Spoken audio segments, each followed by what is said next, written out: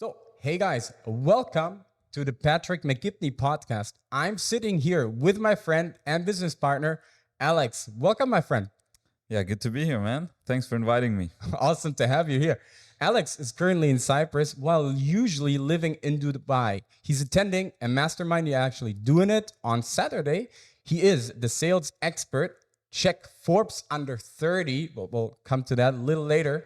And we will be hosting a small team event with the rest of the team from Greece, Austria, and Bulgaria. So welcome to all listeners, and let's get this show started. So since this is the second recording, because we just rolled off and I did not look in the camera, I said I just ordered Foodie Coffee to break the ice a little bit. I recently had a big conversation with the Foodie founder, which will be also attending my podcast later. And I said, who the hell orders Foodie? Like coffee on Foodie. It's so damn expensive. So look at us sitting here making some commercial. We have the coffee going, man. Let's get right to the point. Alex, man, you are on the Forbes under 30 cover. Basically, you had a great article about that last year, I believe. So what do you need to do to get on the cover of Forbes? How much revenue? Let's get right into the good stuff. Well, I don't know the minimum range of the revenue you need to make actually, but apparently was enough to feature us in the Forbes 30 under 30. And yeah, basically what you have to do is you need to either know someone who's already been in the Forbes and they can refer you, or you just you can send your submission yourself. But what we did is I have a friend who's been in the Forbes 30 under 30. He referred us. The Forbes people reached out to us. We had to do some explanation of our business, give them some numbers. And yeah, apparently the numbers were good enough, the business is good enough, and we're young enough, so they featured us in the Forbes 30 under 30. Yeah, it was a great experience overall. And yeah, and actually they always reach out to you after you've been in the Forbes 30 under 30, inviting you for different events, or actually trying to get people on the Forbes. So it's good to have you can benefit from their network and the people who have been in the Forbes, because you maybe get to know all of them when you attend these events. So it's a good thing to be in the Forbes, definitely. Yeah. Cool story. We're gonna dive a little bit deeper on that as well a little later.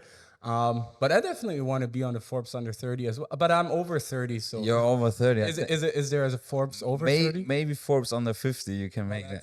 Under 40 you could make even. So the timer is running. Damn it! You look young enough, man. It's just the papers, they don't allow you. Well, I'll try. But awesome fact. You are basically educating, like building closers. Yeah, that's your business. And of course, we're going to get to that also a lot deeper, in the middle of the whole podcast that we're recording. But, what's the outcome? Like, what are you guys doing with your closers? How does it work? And like, what's the benefit for the customer after all? Exactly. So what we basically do is we get people who want to be salespeople or who want to become closers. Well, the benefit of being a closer, obviously, for yourself, if you are a closer, is the money-wise. People usually make more. People double or triple the income they have when they become closers. And what we do is we teach them how to close, different sales strategies, different techniques and stuff. And also, we just train them, we coach them basically. And after that, we place them into companies that sell digital products, basically. I mean, you can tell us more about it in a minute. So the biggest benefit for our customers is basically that their revenue goes up, because they have sales experts who actually can make sales, because that's a big problem we see over and over again in companies. They're either very overconfident in their ability to sell, or they know they don't sell enough and they're looking for solutions. And also outsourcing your sales is also it gives you more time, basically, so you can work on your business and not in your business as a sales guy yourself. Obviously, when you start out, you want to, or you need to learn about sales, or you do sales yourself, right? But yeah, the biggest benefit I would say is the increase in revenue due to getting more sales in, and also the increase in time since you don't have to run or do the sales yourself. Yeah. That's cool. That's cool. I mean, we will talk about it more in detail because we're working together in this field. I can tell it's awesome, and sales is one of maybe the most important business process. I would say. I mean, it brings you the That's revenue. true. Yeah. So if you're not doing it, you should. Also like people who have the mindset of, oh, sales, I'm not a sales guy, I don't want to do sales. Like, that's the wrong mindset to have. Definitely, it's nothing bad to sell. You have to sell your product, otherwise it's a win-win. I mean, you know how it is. If you don't sell, you basically go bankrupt. That's true. At some point, it will not be enough anymore. That's true. That's true. Yeah. Yeah, but about the Closing Academy, we're gonna like deep dive on that in the main part as well. Maybe last basically opener question is Cyprus. Now you went to Dubai. Like, true. Yeah. Why Cyprus at the beginning? Now Dubai, and what do you need like in terms of living in Dubai? I can relate. Like, it's a super expensive place. Like, what is the average, I don't know, income you need to make? Like, what, like when people are listening, like I might ask myself, I haven't been to Dubai yet. I will visit you shortly. Like, super fancy. Looking forward to that. Oh, man. Yeah. I am looking forward to it a lot, man. But like, what do you need to go to Dubai? Well, so yeah, we started out in Cyprus. So my brother, who started basically this whole closing academy, and then later we built it up together, the closing agency. I was still in Austria. He moved to Cyprus. I mean, obviously for the nice weather and the other business opportunities you have in Cyprus. And then eventually Cyprus is really nice, but it might get a bit too small for some people. You got like 1 million people on this island. And then also there were other opportunities we were pursuing, or my brother was pursuing in Dubai. So, I didn't want to stay here alone. I packed my stuff basically with him. We went to Dubai. And like you said, yeah, it's an expensive place, definitely. It's not cheap, but for our European listeners, maybe it's like living in Switzerland, Everything is more expensive. The rent is more expensive, but also you have more income. Right. So if you say to someone from Switzerland, oh, I make like 1.5K a month, they're like, oh, man, that's my rent, basically, So it's kind of the same in Dubai, where you just make more money. In Dubai. It's more expensive, 100%. It's a whole different lifestyle. It's a whole different way of living in Dubai. And yeah, I really like coming back to Cyprus, but I also really love living in Dubai. It's amazing. It's amazing, and it's a good to be in between, maybe, come to Cyprus, go to Dubai again. Like now. Like right now, yeah. And also I have like great people here. I have you here. I have other friends here as well. So it's always good to come back to Cyprus. Yeah, but also I'm looking forward for you to come to Dubai, man. It's gonna be amazing. Looking forward to it. Yeah. Well, I got 2 questions for this. First of all, what rent do you pay in Dubai? How high is it? In Dubai, you actually pay it upfront for the whole year. But if I break it down monthly, it's 4.2K a month, euros. Yeah, 4.2K. Is that like an average, high, low in Dubai? How would you rate it? I would say that's a bit above average. A bit above average. Yeah. Compare that to Germany, where most of our clients are sitting. Yeah, they probably lose their minds right now. Yeah, but man. That's, like I said, compare it to sales. You need to do sales. Also that, but also compare it like to Switzerland, for example. But yeah, do more sales. Do more sales, man. That's it. If you want to live in Dubai, you need to do more. You need to do more. I got a second question. How do you pay for it? Because you lost all your credit cards. That's a good question. Man, I'm trying to find my credit cards right now. Yeah, that's a good question. I don't know what I'm gonna do. I lost my driving license as well, so hopefully I'll find it. I'll find it in time for the next rent payment. It actually happened. Alex he took a car yesterday for everybody to understand. He actually called me yesterday. He wanted to record some ads. Where he was recording, actually in this place, wasn't fitting for ads. So he called me if he can come to my villa and record some ads. So no problem. he did that, and then he kind of lost his card holder. And today he's asking me like, where the hell are my cards? Like now we're searching that car on that. What is it called right now? It's called right now. Yeah. Actually, you were calling me, and as you were calling me before we came here, I was looking for the card holder. And then I made you jump out the car and get back inside and look for my card holder. I really appreciate you, man. Also, thank you for yesterday. No problem. But yeah, I can't find my cards, man. Shit, man. So everybody who's watching this right now, if you see my cards in Cyprus, please let me know. Please let this guy know. His address in Dubai will be linked under the video, so it's not an issue. All right. Also, maybe interesting question is like you. So originally, you're from Austria. Originally, well, that's we need to go back a little bit. Yes. Yeah, my parents are from Greece. Yeah. But I was born in Germany. Crazy. In the Black Forest region. I lived there for 10 years and then moved to Austria due to my dad, he had a job, he lost his job, they didn't pay him out. We had an uncle in Austria. He said come to Austria. So we went there, lived there for another 13 or 14 years, I think. And then I moved to Cyprus. Yeah. Nice. When was that in Cyprus? When you moved in Cyprus? It was during COVID. Yeah. It was very hard to travel. So my flights got canceled like twice or something. I managed to do it. And also I had to deal with, was my first encounter with the Cypriot authorities. I had to deal with them as well. What happened? Yeah. Well, because you couldn't travel if you didn't have a yellow slip. And a yellow slip is basically that you're a resident in Cyprus. Like Aufenthaltsgenehmigung in German, huh? Yeah, basically. I didn't have that at that point. So you had to have a valid reason to come to Cyprus because everybody was in lockdown.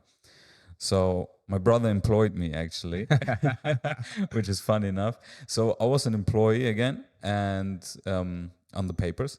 I still am today. And then Me too. I'm also employee. Yeah, always stay. It's the best. Yeah. And that actually made it possible for me to come here since I had to be here for my job, obviously. Yeah. When you traveled, did you have any problems because of the COVID time? Like, did you get vaccinated? I didn't. No. Me neither. No. Did you also fake everything? Off the record or like no, on the record. On the record, I'm fully vaccinated. I have like 6 vaccines. Of course. Yeah, I got those vaccines are from the Ukraine ones. No, I got a different one. Yeah, that was a crazy time, man. I remember when I emigrated to Cyprus. See, in Germany, I was positive because I'm also not vaccinated, and I wasn't positive, but the test caught me, and my first flight emigrating, I couldn't take it because I was on lockdown and they, that shit. So then afterwards, and by the time now, I think I was like 10 times positive. But back then, the theory was you were once positive, you cannot get positive again, right? That was back then. Yeah. So what happened? I got positive Christmas 2020, must be. And I had to emigrate, like strictly, I had to leave Germany because of the Wegzugsbesteuerung. Oh, yeah. And it switched like on the 1st. So if I didn't go before, I would have to pay. Yeah. So man. I had to fly positive. Like I was even sick the only time. So I had my flight tickets, but I was positive in theory before, right? So I could just fly because I had this QR code. So I flew positive and I was like, oh my God, they're going to catch me. I'm going to be dead. So then I was in the airplane. So I made it and I was like, Cyprus always has the PCR test, right when you get out. So I was like, shit, they aren't going to get me. So I got out positive, sayonara. But I left Germany. That's good. Yeah. What's the Wegzugsbesteuerung? The Wegzugsbesteuerung is some German tax. Surprisingly, when you have business in Germany and you want to sell it, you have to basically pay the government for a theoretical value of your company. Until that point, you could leave the country, and not pay this value. And I think it was like 17 years, like you could just delay it. And when you want to pay it, when you actually sell the company, you actually pay the tax. So it's delayed. But back then they switched on the 1st of January. Nobody really knew that this delaying is gone. So if you then leave the country, if you want to move out of Germany, you would have to pay a theoretical tax valued on the government, on your company. A theoretical one. Theoretical, you're not So selling. they just pump the numbers. They just pumped the numbers. So it was actually crazy because it was definitely high 7 digits for me, which I could not pay and did not want to pay. So lucky enough, I didn't do it. You made it out in time, I basically. made it out in time. And a lot of customers right now, man, they're struggling. They can't leave Germany, right? Yeah, they got the law now. Yeah, that's crazy. It's you can reduce it. Like, of course, you can always optimize tax legally. Streamline revenue differently, and decrease the value of your company holding structures as well in Germany. But if you leave, you have to pay. Yeah, it's crazy. That's a crazy tax to have. Theoretical. Honestly. We're talking theoretical value. I heard about that. Absolutely. I heard about that. And it was because I think that they realized like a lot of people trying to leave because of just the crazy tax, and there are so many opportunities where you can just don't be in Germany anymore. Yeah. And now they're like, oh, if you're leaving, you're paying basically. But I think the black numbers. Like before that switch, so many people left Germany. So many entrepreneurs. Made the opposite effect, I think, was actually achieved. I think so. And you see, I mean, it's kind of fun to actually, if you're on a website and you just go in the Impressum, and you just see Florida companies, Dubai companies, Cyprus, everybody. Nobody's staying in Germany. No, it's not possible. It's just too expensive. And I mean, I don't think anybody minds paying taxes. We pay taxes in Cyprus too, man. I mean, everybody thinks it's like zero. It's not zero. You can optimize it, yes, but in Germany, I think the practical tax is like 60% for an entrepreneur, 55-60% with everything. It's more than half. Yeah. And then you imagine, that's what my thought process was always so crazy. You pay already more than 50% always on your business, privately included. Then you sell your company and you pay again. Yeah. There's like, what is that? 25% or less? You always pay. So it's just way too much. It's way too much. It's just so much. And it's not that you have the feeling it's invested correctly. It's that's the next thing, man. If in Germany or Austria, for the amount of tax, don't get me wrong, like should be Dubai style. It should be like, but yeah, like I said, don't get me wrong, they're doing a lot of things right. Like with, I mean, it's not the best. We can always complain, but public healthcare, transportation and stuff, it's better than almost 90%, or it's probably the best in the world. But at the end of the day, like they have whole different problems, and you're like, why are we paying that much tax? Too much. This cannot just be for public transport and like public healthcare. They have to do more, in my opinion. Definitely. But yeah, like I said, there's always room to complain. But we're not here to complain. We're not here to complain, but it's interesting because lots of people probably listening are in Germany located, or in DACH region, right? Austria, Switzerland. Is it the same tax? In Austria, it's quite similar tax it's quite similar tax to Germany, and but it's a whole different mindset in Austria. I mean, I experienced it now, both both cultures. It's quite, they have a lot of similarities, but they also have a lot of differences. And in Austria, they're very proud to pay tax. I think it's in Germany. Some people are very like proud. I pay my taxes in Germany. Yeah, that's true. I mean, some people like to do it. Yeah, but in Austria, so they're fine with everything. Obviously, they complain because that's also kind of the Austrian culture. It's a lot of complaining. They complain about tax, but also when you don't pay tax. When you go to Cyprus or Dubai, they're like, "Oh, why is he not paying tax in Austria?" Typical.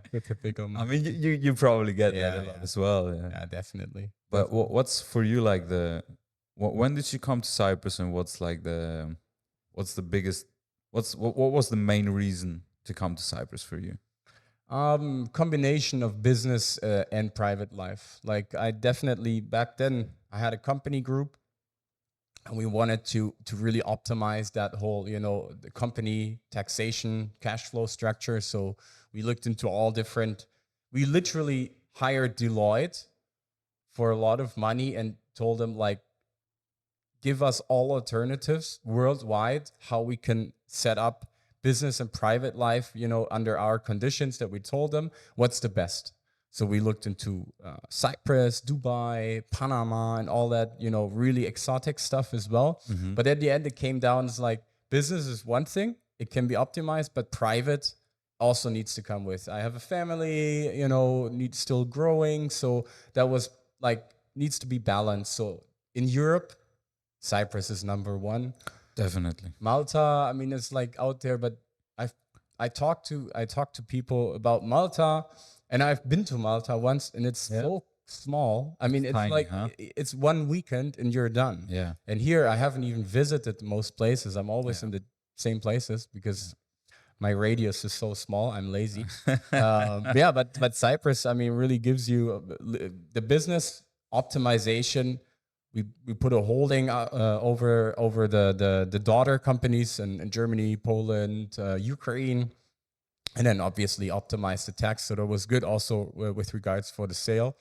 And privately, I mean, literally perfect. Of course. Perfect. In Europe, it's the best, definitely. Also, I heard, I don't know how it is now, and some people might correct me in the comments, but it's also I think you need to stay in Malta for half a year to be able to, I believe so. It was to 6 be a months. resident there. Yeah.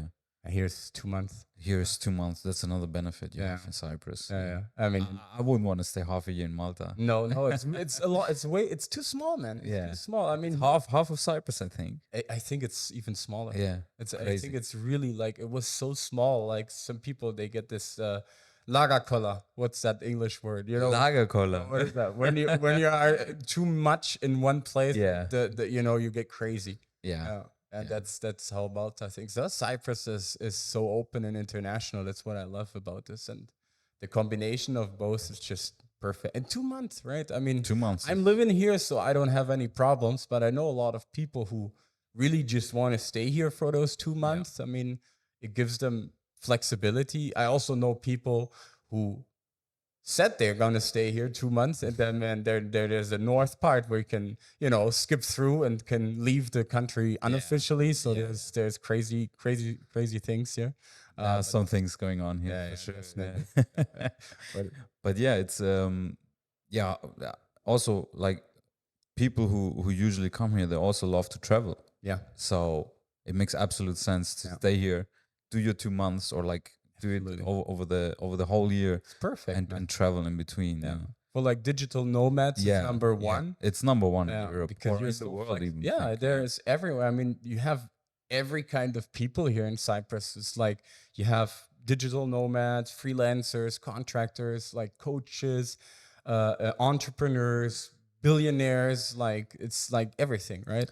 I know Shakira owns a place here. Yeah, yeah. That's crazy. Yeah, she told me.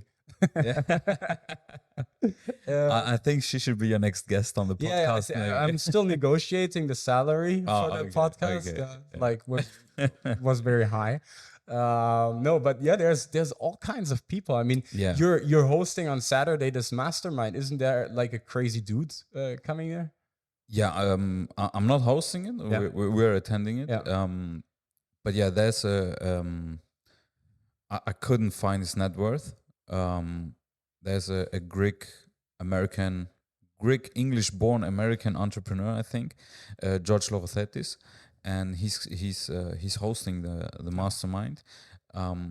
What I could find is that he a few years ago, he bought businesses between 7 and 7.5 billion USD.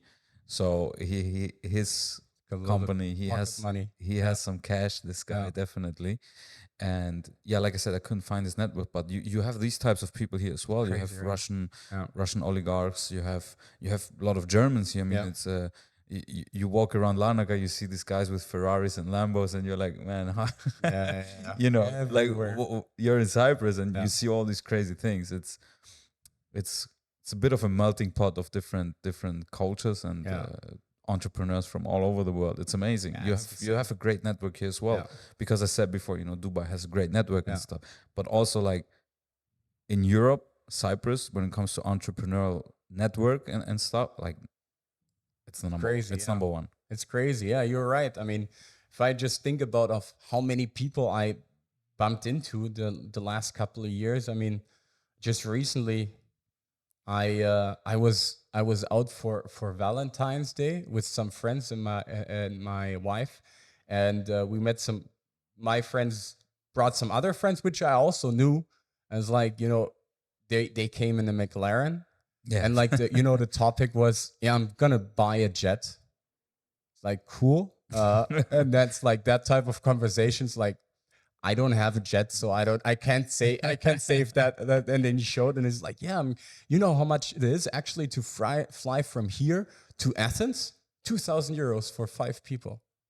So he's buying a jet and he's gonna rent it out to save money. He's gonna rent it out to make money. Even better, those kind of people you bump into. So crazy people. I mean, you talked about the billionaires. You have all that. You have crazy tech entrepreneurs here as well. Once I saw last year or the year before, I saw Jeff Bezos in Limassol Harbor. Crazy, because we were invited to this Russian. It must have been a Russian oligarch or something like that, because friends of ours invited us to a boat party in Limassol. So that was the information we had. So I don't know. I expected a speedboat. That's all the information you need. And then we went to do like the Limassol yacht. In the marina, and then we looked at all the yachts, and then they got bigger. It's like, where the hell are we going? And then I saw like this 4 complex yacht with a fitness gym and all that shit on top. So that was the guy. Weird guy, super weird guy. I actually almost got in a fight with him at the end of the day, because he was very aggressive to my wife. Like, oh man! But till then was fun. And he had a picture with what's the Ukrainian president? Zelensky. Yeah, and he was like best buddies and taking a shot. So and I like that was the dude. You meet these people just crazy randomly. It's like crazy stories if you think about it. If you tell someone, because you kind of forget about it. It's like, okay, you always meet some crazy dudes here, or women as well. But yeah, it's a hub. It's a really crazy hub. It is, man. Yeah, you meet you meet all kinds of people, huh? Crazy. What was the craziest? What's the craziest guy or person you ran into in Cyprus? We went to this New Year's party. It was a house party, and there was this guy, and at that time I didn't know who he was, and he was just very very chilled guy. He didn't, like, very young guy also, like in my age. How old would he be? Like 24, 25 at that time, with the hoodie and like jeans and some Nike Air Forces or whatever. And I'm like, yeah, man, cool guy, I wonder what he's doing. And later I found out he's like a multi-millionaire, because he did some really, really smart investments. And he's the guy driving around in Larnaca. You've probably seen him with a yellow Ferrari. Yeah. And I was like, man, this is the guy, man. And he looks like you would never expect him to be like, this guy is multi-millionaire, but he is. And it was weird to see. Also, my first day I came here, I met this other guy. He's also a German guy. My brother was here before, and he's also like, he made a lot of money, and at that time he also had a lot of money. And we were renting an office with another guy who's also very rich. And this guy comes down and he's like, cap, Jack Wolfskin jacket, black jeans or whatever. And we go out and we have a falafel around the corner at the store.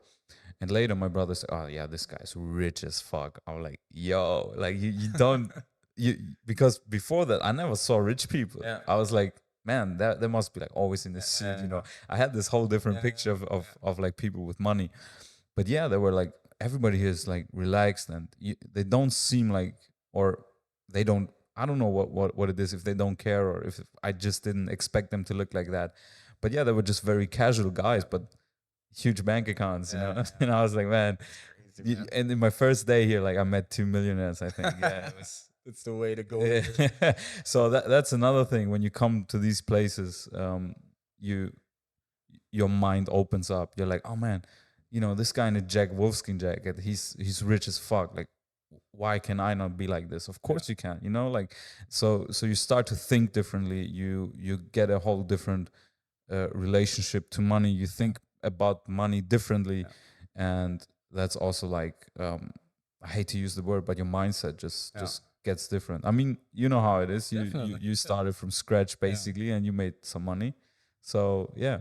No, it's totally. I mean, completely agree. It changes. I like that what you said. It changes the perspective, the mindset towards money. I mean, if I'm like back home in Germany, for example, is like you have your folks, your family and friends, and you just like it's nothing like good or bad, but you just notice completely different feeling towards work, towards money. Yes. It's like I find it very difficult the longer I am away and the longer I'm an entrepreneur to sometimes really like cope with these talks. Like it's sometimes confusing me and stressing me or like boring me. But you know what I mean? Yeah. You feel the same?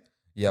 When I get back to Austria, I love my friends. Like honestly, that you know, you grew up with these people, you love them.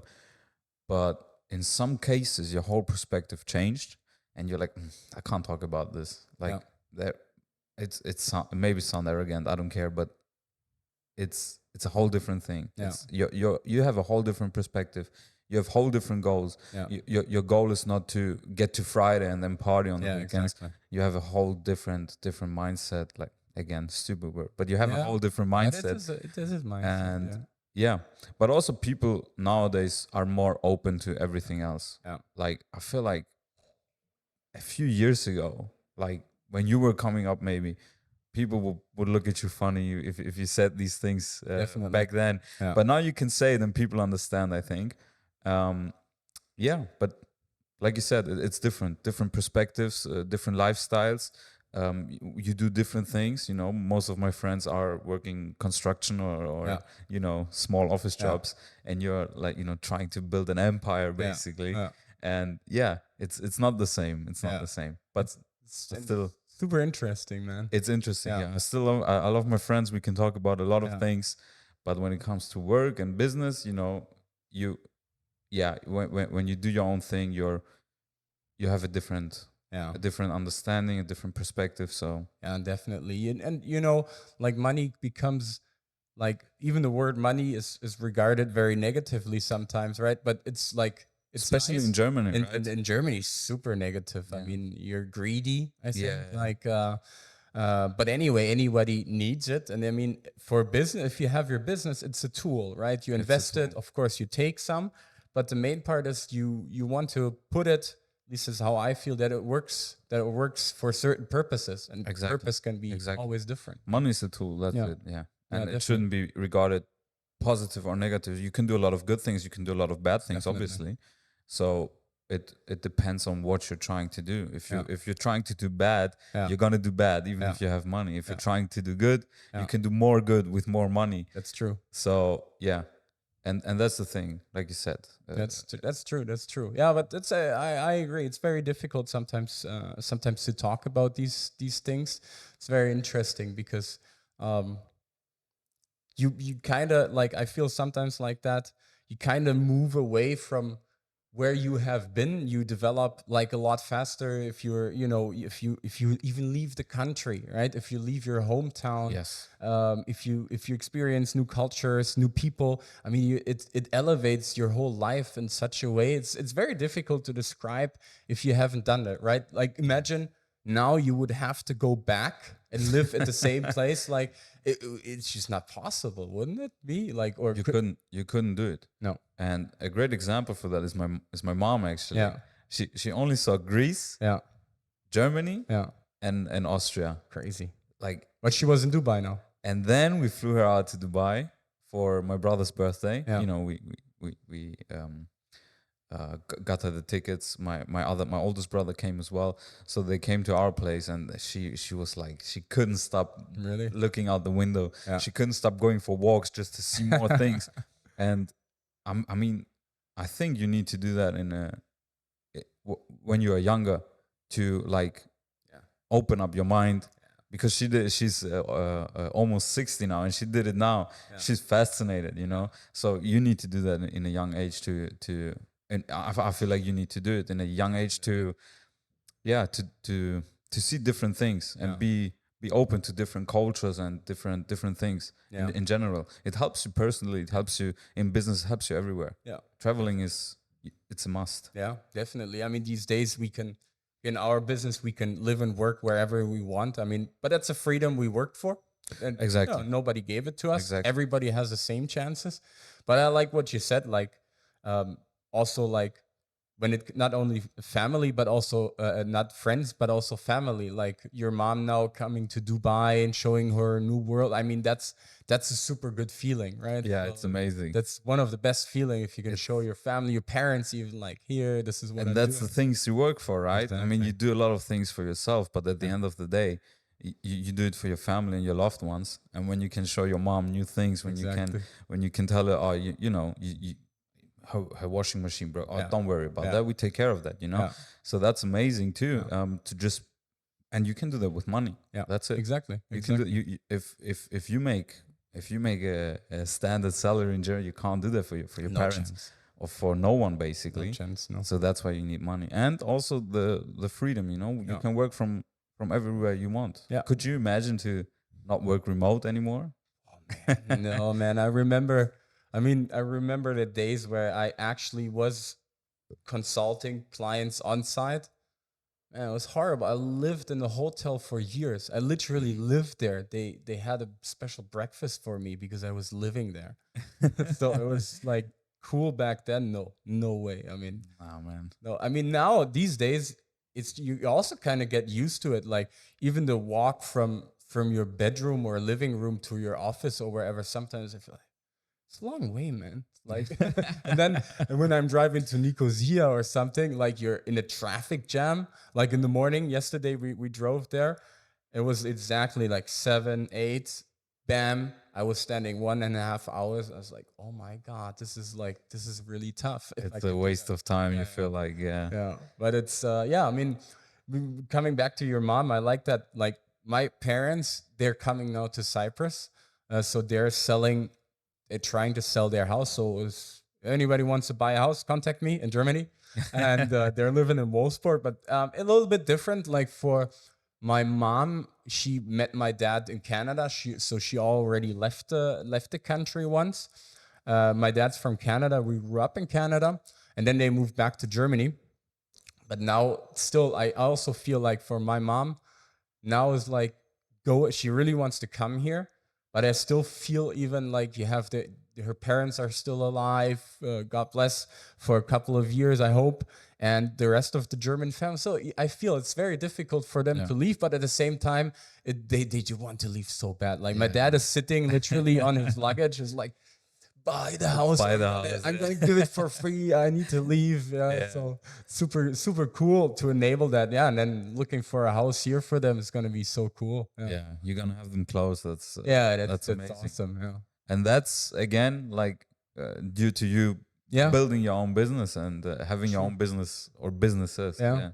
Man, that's actually super interesting. And that's your first podcast, right? Mm-hmm. So I think you should tell us a bit about where you lived, how you started. Yeah, it's a good point. I'm happy to do so. I mean, my journey starts basically like 15 years ago. When I started, like during my studies, I studied like classic business administration and focused on IT. I got deep into SAP and Microsoft during my studies. But the best story is how I always make a joke with one of my best friends. We were sitting in a class. I was like, let's Google the like highest paid jobs. So we were like highest paid jobs, Germany. And then there's like SAP consultant. Like, let's become SAP consultant. Literally, that's the true story. So we we got SAP consult. So I started my first job during my study after like I finished my master while working already full time. And then I just noticed like, okay, this is cool. This works. I had a really like my first and only employer was really cool. But for me, I was like, I want to do that on my own. I want to start a business. So I needed some time to adjust, then started freelancing, contracting, figured, the most jazz out on how to, work with clients, how to do everything by your own. And at some point, I just wanted to save enough cash to figure out the basics to run my own business. And then the first business was that I founded was an SAP business intelligence business, a little bit banking. So like banks as customers, that's also where I spend a lot of times, for example, in Frankfurt, which is a really crazy city. Yeah. Like Shit. it's like, wow, how many like you're rich and then one step out of the bank there's heroin like corpses lying around and shitting themselves. It's a crazy contrast and there. you have your suit on and everybody's eating caviar and then there's the corpse. Super weird, but yeah, that was really tough. But then like the first business was also mainly located in Germany, where I thought, okay, like this tax thing that might be not the most clever thing. So that one, then we basically focused on then a new business as well after selling that one. And the second one was then mainly a company group, which I then co-founded with my former business partner. And that was mainly focusing on Microsoft, so combining both worlds. And that we set up internationally already with delivery centers in other countries, mainly Eastern Europe, and then later with a separate business holding over for the tax reasons. And that business, the company group, I sold a couple of years back. And that's basically what I did in a nutshell. That's crazy, man. So you built two businesses. Yeah, from scratch, basically. Yeah, I mean, I would always say like you have the right people working with you, but yeah, nobody gave you anything, and yeah, I mean, I don't know how it is in your family, but like no one in my family has ever started like any kind of business, so it was like me. Yeah. Well, actually, my parents. Actually, no, we have some people in my family that started businesses but failed. Yeah. My uncle had a big metal workshop in Germany back then. He made a lot of money and he lost everything. Shit. Yeah. So he went back to Greece. Now he has a small cafe. Oh, that's nice though. Yeah. I like it. Oh. But yeah, and my parents, they started two restaurants. Yeah. Cool, yeah. Yeah. Greek restaurants? Greek, obviously. Yeah. So every Greek guy who listens to this podcast right now is probably like, yeah, my family too. So yeah, that didn't work out for them. Looking back at it, I can you realize why. Like if they would do it now, like with our knowledge now, but I mean the restaurant business is terrible. I would never get into the restaurant business. But yeah, looking back into it now with the experience and knowledge you have now, you're like, oh yeah, I can see like we could have done that, but we were too young, obviously, and we had no idea. And yeah, so we had some entrepreneurs in my family, but yeah, we like most of them failed. My grandfather started also cafes and stuff, so he was quite successful, but that was a whole different era. That was a whole different time. Yeah. So yeah, but yeah, they were all basically just poor farmers. Yeah. Well, that's but yeah, my mom and dad, they were like actually, my mom, dad, and my uncle, they were the only ones that were like, oh yeah, let's go to Germany for like the opportunities. So they were the first ones to break the cycle a little bit. Good, yeah. And yeah, now we're trying to continue that. So our kids have a whole different life than what we had. I'm not saying we had a terrible life, not at all. We had a great childhood. They made sure we had everything we need. They sacrificed a lot of their money, of their time, so we can have, we can go to school trips. We can have new clothes and stuff. but yeah, looking back at it, you now realize, oh yeah, man, they were struggling, you know, like that wasn't easy for them for sure. So I really appreciate it even more now thinking about it. And yeah, but that's why you do it basically, right? You wanna give something. When you have kids, you want them to be better than you are, even better than we are now, and their kids should be even better, you know. So trying to break the cycle, and that's a cool thing. That's a cool idea. I think a lot of people feel like, or they want to be the ones who break the cycle in their family, because obviously most of them, they're, you know, normal workers, and most of them will just be or never experience anything remotely to being an entrepreneur, but they want to break the cycle, for example, and just go for it, man. Like, obviously, if you want to do it, like, if you fail, you fail, you know. I've seen people in my family fail. It's nothing to be ashamed of, nothing. So you learn the best. You learn, and if you continue, if you keep going, you're gonna be successful eventually. Definitely. I mean, you probably had some setbacks as well, right? Damn it, of course. I fucked up a lot of things. But, you know, it's part of the journey, I guess. Exactly. Right? It's part of the journey. Everything works out. I mean, would be a little bit boring. You need to embrace this, right? It's like, it's not just going up. It's like this roller coaster, and you learn the most when you're down. Yeah. It's like, and it's so cliche to say it, but it is like that. It is like that.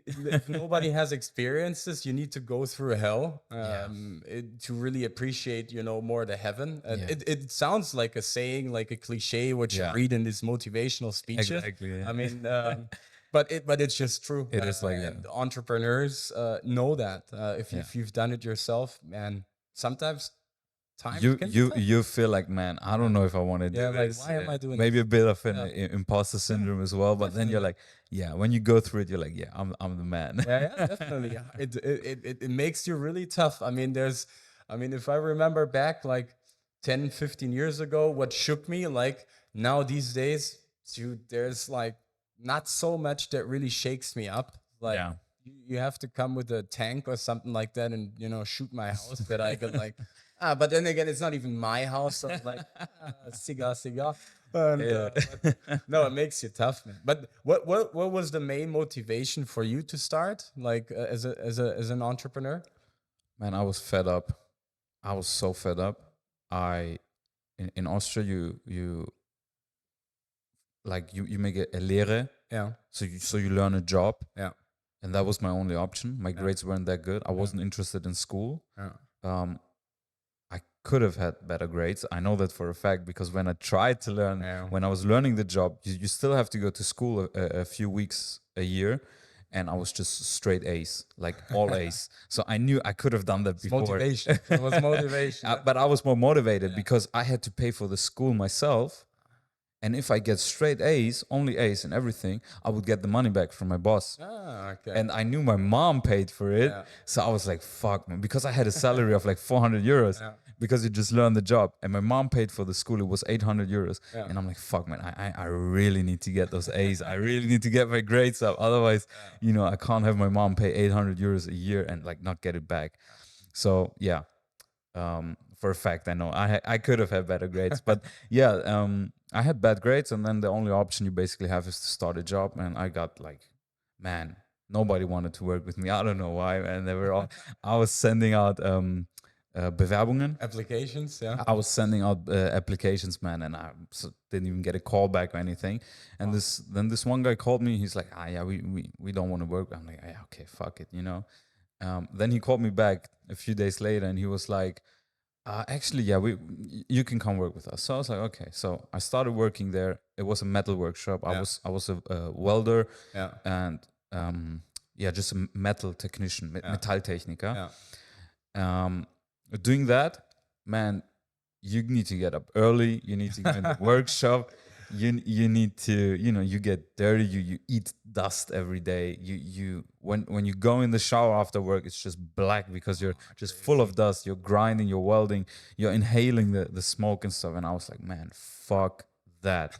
I can't do that anymore, honestly. So I was fed up, but I was in a very lucky position. I have to say that as well, because Savas already started. I was trying to get into after work, I was looking, what is he doing? What can I do and stuff. But then he really picked up, and he was like, oh shit, yeah, I got some money now, I'm going to Cyprus. And then like, I was like, okay, oh man, I can't be working anymore. Like it really like, it sounds stupid, but I was a bit depressed, I think. And I was like, man, just thinking about work, I was just fed up. So I quit. I was like, fuck that, man. I'm quitting, And everyone's like, what are you doing? I'm like, I'm going to Cyprus, man. They're like, oh, okay, yeah, that's drastic a bit. I was like, yeah, I can't be here anymore. Quit everything, went to Cyprus, everything. We built the closing academy, we built the closing agency. Everything was going, or is going pretty well now. And yeah, that was basically my motivation. I was just being fed up. And that's the thing with motivation, like you can either like, that's the thing Savas told me, and he also learned it from a very rich guy. A driving factor can always be like, positive and like, oh, I want, but it can also be like, man, fuck you guys, it can be hate too. I'm not saying it's hate, but it's like, fuck that, man. I'm fed up. I'm gonna show everybody now, like I can do it. And that's also like, someone told me that actually a few weeks ago. He was like, man, this really not. I don't remember his name. This British guy in Dubai. He has the #1 podcast in the Middle East, I think. And they made a seminar, and he's like, a driving factor can be hate as well. Like fuck that. I'm better than everyone. Competition and like trying to be the best. Maybe not hate. That's kind of strong word, but like also a bit like in a like, different direction. Yeah, definitely. I mean, it's part of it. You want to prove people. Definitely. Prove people that they think that you might fail, that you're wrong, or something like that. I mean, did you experience like when you started, or like that friends or family really doubted, or did they support you with that idea? No, I had a lot of support. Also, a lot of people never really knew what I was doing. I was very like low key with it. I didn't want to. Nowadays, I am full. I just everybody knows what I'm doing, but back then I was like, oh shit, if it doesn't work out, I don't want anyone to know, because I did this big move now in Cyprus. I can't go back. I burned all the bridges, all the boats, and but it worked out. So, and my mom was supportive. My brothers are supportive too. Everybody's just supportive, and the rest they didn't really know. I find that very, very important, because I basically felt the same, that family and friends were supportive, because you can fail, but you always have this feeling, what can happen? Like you can just fail. Your friends are there, your family is there to support. You can always get a job or something, but that's the thing, man. It's like, I think people don't understand that, like, nobody gives a fuck if you fail. Like nobody gives a fuck. Nobody cares. Like if you fail, let's say you live with your parents, or your parents are, you're close with your parents or whoever, it doesn't really matter. And you start something. Let's say for me, I started something and I failed. I can go back to my job. Exactly. I can go back home and be like, easy. hey mom, I failed. She will be like, yeah, all right, I'm gonna make you a meal, and next day don't care, man. You try to apply for a job, you know? And I think that's like, you have the safety net always, even if you don't know it, like you always have a safety net. You cannot fail. And even if you fail, you either get a job or you try again. So what's the worst case scenario? Nothing, basically. Yeah, that's it. I mean, also like in our business, like we're not buying assets like machines or something where you need to pre-invest. I mean, literally. Yeah. You can't really get bankrupt. Yeah, like, I mean, you can, but you're not in debt. Yeah, exactly. I mean, you just start a couple of euros, maybe for a company, for some hardware stuff. That's it, man. That's it. Like you just need to invest time. These days, I think people are super lazy when it also like comes to starting something. It's so comfortable doing your 9 to 5, like running after that carrot that they're holding, especially in Germany. I see that so many times. Like it's crazy how, like, that's what I find, because we talked about motivation, is like, how do you motivate yourself getting up every day and working for someone else? It's like, I mean, it can be fun, but anyway, you get shit at some point. Doesn't matter how good your job is. Like somebody is always going to tell you something. Like, and I think I always had a problem people telling me something. I don't know where this comes from. I just, if they're good and their experience and qualified, I listen. I like to listen and learn from people who are better at things. But if you hear something from a guy where you could come on, guy, dude, what do you want? But you need to listen because there's a hierarchy. Oh my God, I could lose it. I could lose it. I'm not a fan of like steep hierarchies or whatever. Like, but yeah, some people are happy in their jobs. They have good jobs, man. Be happy in your job. That's perfect. As long as you're happy, like it's great.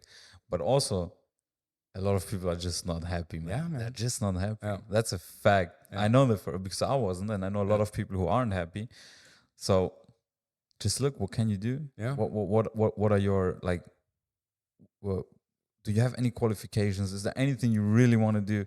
And you can always start something, especially nowadays. Like you have the whole knowledge of the world in this fucking thing. Yeah, man, that's all we need. I mean, it cannot be easier. And you can buy like I don't know. You can buy coachings. There are shortcuts everywhere, especially with AI nowadays and stuff. So I can ask ChatGPT for a copy for my website, for example, and they will just it will structure me a whole website, and I can. You have so much more. You can save so much more time. You have so much more knowledge available than ever. It's crazy. Yeah, it's another cliche to say, but it's like that. It's true. I think that's also like the challenging part these days because like you have so much available, and people, I think they're now like wired, brainwashed, especially starting maybe younger, that they have the feeling that everything needs to be already like business. Here, ChatGPT, open a business. Like it can help, but if you like, you still need to put in work, right? And of course. I think I sometimes have the feeling that especially the younger generation, like I see that, like with other kids or teenagers, like they have the feeling that the world owes them something. Like they don't need to put effort into anything. School, university, or jobs is like. And I find that very alarming because what you just said, it's so easy to start something. Easy, I mean, you can literally, people sell their farts on whatever, OnlyFans, and they get rich. I mean, you can do anything. You can do anything. Yeah, there's nothing. It's crazy. Yeah. But it requires the first step, and it requires time, and it requires effort, obviously. Otherwise, you don't get anything. You don't get anything handed out to you. So, yeah. The first step, you always need to take the first step, and it's always going to be the biggest effort to make the first step and to do something.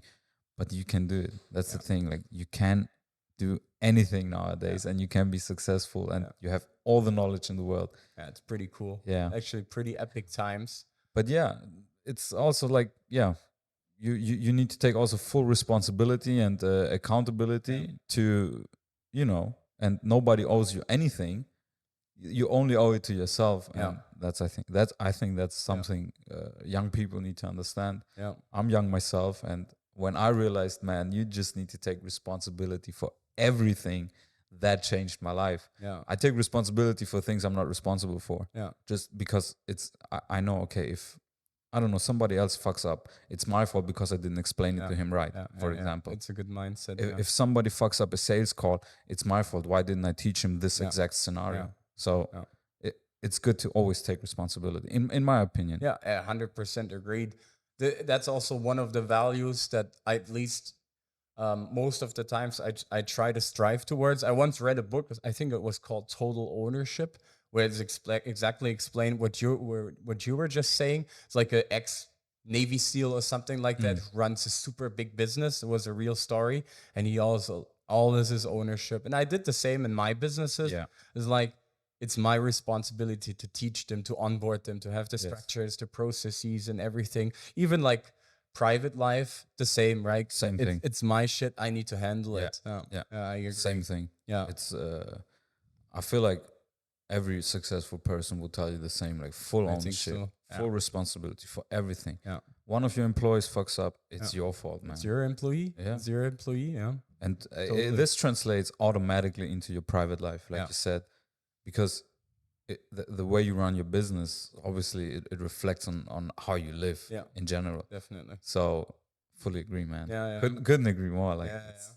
But it's man, there's so many topics. I mean, maybe because we're how long are we into this I thing? think like 1 hour or something already. Yeah, we still have time, man. And what I definitely also wanted to talk about is like how you guys, or how do you, I mean, you mentioned Savas, Yes. Thanos, Athanasios, like maybe how you guys came to closing academy, closing agency, like how did you get there? Like how did you start there? Yeah. So Savas and Thanos, they're my brothers. So if somebody didn't get it, just to clarify that.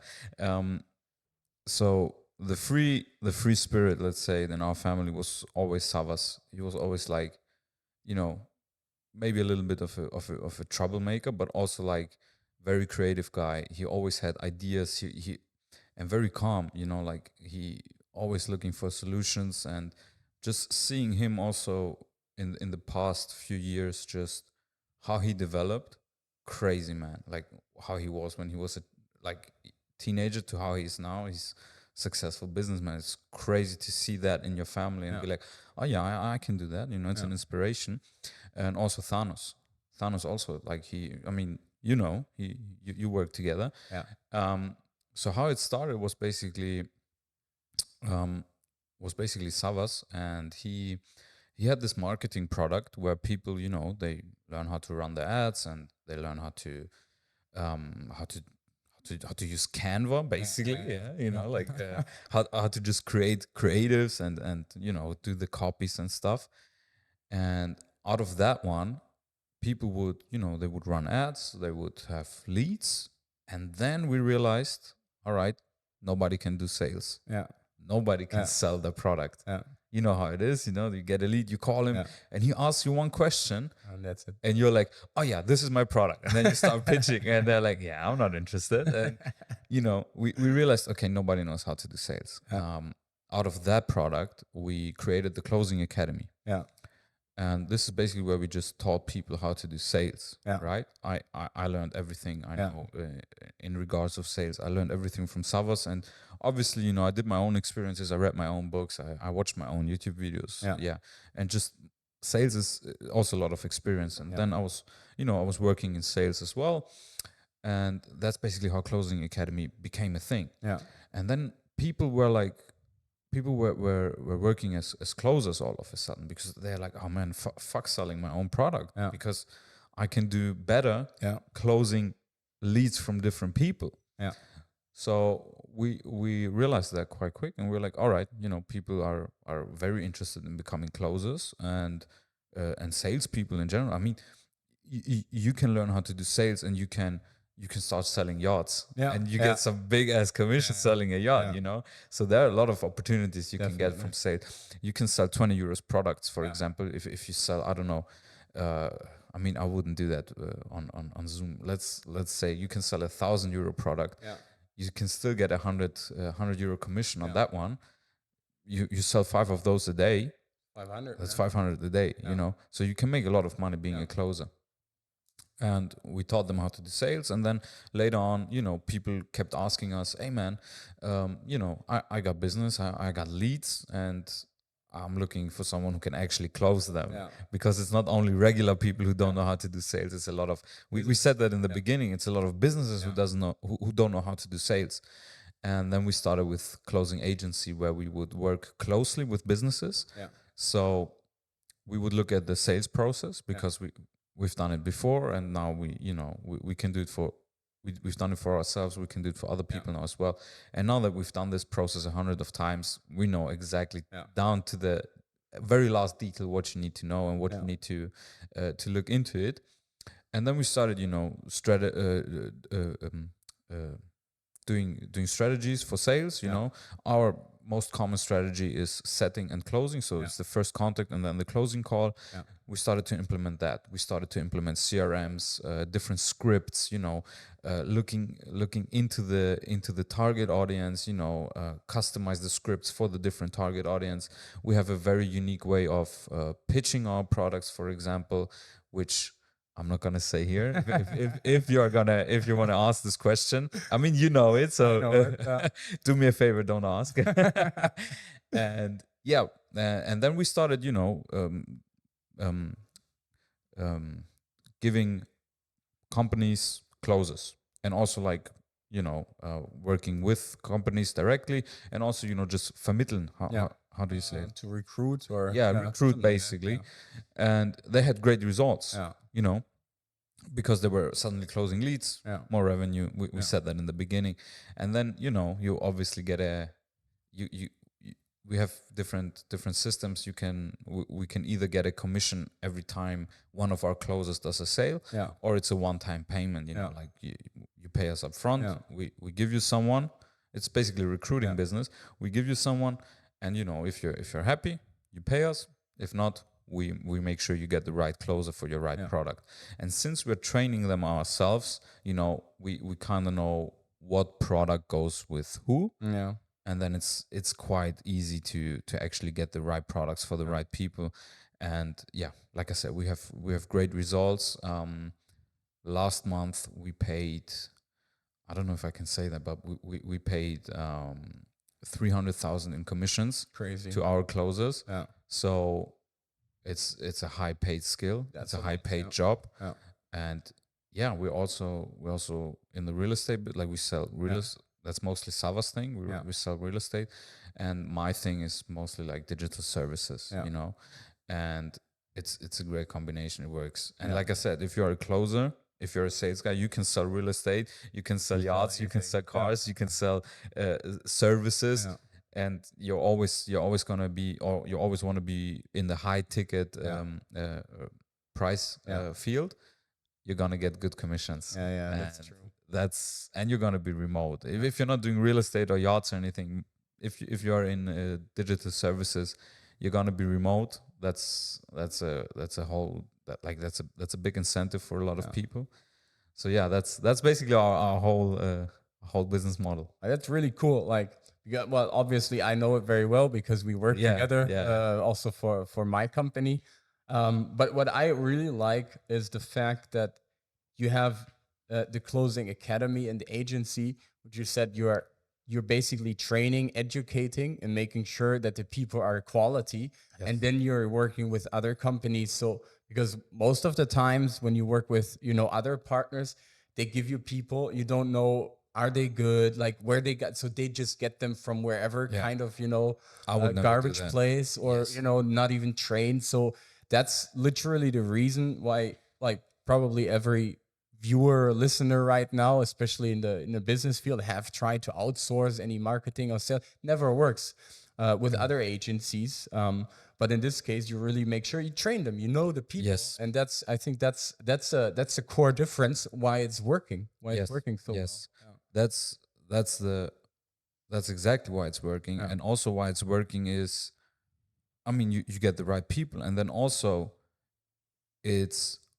you're working also directly with me or with Savas, for example, and we make sure every closer or every setter or whatever has the process down 100% before we take a step back as the closing agency and be like, all right, everything is set, everybody knows what to do, you got the process down, you got the sales down, everybody knows exactly what's going on. And then we as a company, or me as the closing agency, I can take a step back and be like, all right, we got everything to perfection as much as we can.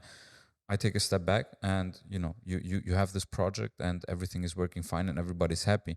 And that's also a key, because I don't want to just give you someone and they fuck up, or they don't have any experience in that field in regards of processes. They know how to do sales, obviously, but also when it comes to processes and stuff, you always have us as closing agency, where we can always support, we can always help. And when everything is down to perfection, that's where we can say, all right, we got it. Do you need more people? Or we take a step back. And usually they want more people, because you're able to scale after that. You scale your business. And I mean, you know a lot about scaling, so you can tell us a bit more about scaling. But people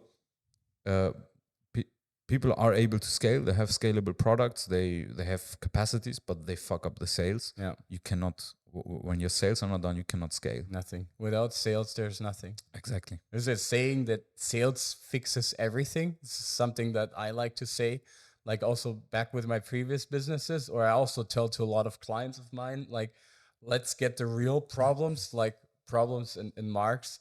If we have too many clients, too many projects, too many, just that's a good problem. I'll take that that's a problem luxury problem. always, every day. Not having any clients or not making any sales, then you have problems. And that I think a lot of people neglect the point that sales is the vital process in a business. And I see that a lot of times with, especially in the IT consulting niche where I'm operating, is like, there is no sales. We've seen that. Yeah, We've seen that since we were working with you. Yeah. There's just no sales. I mean, referrals, partners, networks, it's not a sales process. That's not a sales process. It's Zufall, it's coincidence, right? And even like I've worked with companies. I mean, heck, I saw it in my own companies till some point. You can grow up to 50 employees making millions of revenue. You have never generated a lead or made a real sale. It's just like all coincidence with partners and so on. So it's crazy. And then I always try to say, if you concentrate on that, imagine how scalable a business is. I mean, give me one business in like a successful business where they don't have sales.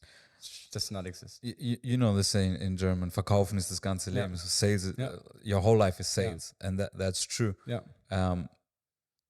We've seen it time and time again. We've seen it with you in the IT niche. People are like, oh yeah, they're a bit negative towards sales. Mm-hmm. And like you said, you can get a lucky referral here and there. You can, you can have a lucky sales call, but that's not a strategy to have, man. You need a process. And if you want to scale, a lucky referral is not scalable. And if you want to scale a lucky sales call, it's not scalable neither.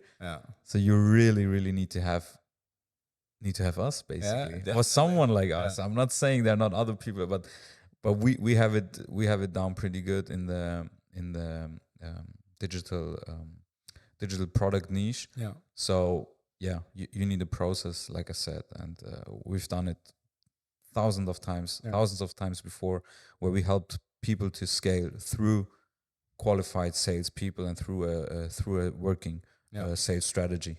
I think people underestimate how much time you actually also save if you have a scalable sales process, because most of the times businesses, they jump on every opportunity that comes. Oh man, like this, no, this, no, fuck no, he's asking, it's going to be huge. Like, qualify them first. I mean, like, how many times you're just investing randomly time and then nothing is coming out. So frustrating too. That's for businessmen. I know. And that's why you need this process where you are efficient and where you are, people, like you said, they make a whole PowerPoint because they heard like, oh man, he want to jump on a call with me. I'm gonna make a PowerPoint. I'm gonna take out all the numbers I have, and then you have these people in the call and they're like not qualified. You can sort that out before.